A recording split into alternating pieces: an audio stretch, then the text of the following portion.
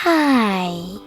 In front of me is Motorola Moto E6S, and today I would like to show you how you can switch on or off autocorrection on this Motorola.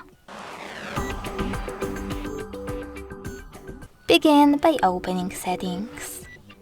In them, scroll all the way down and choose System. Then select Languages and Input, Virtual Keyboard, and Gboard. Finally, select Text Correction, scroll down, and click on this switcher next to Autocorrection. As you can see, after that, automatic text correction is disabled, but you can always enable it by tapping on the same switcher again. Thanks so much for watching. If you enjoyed this video, leave a like, comment, and subscribe. Bye!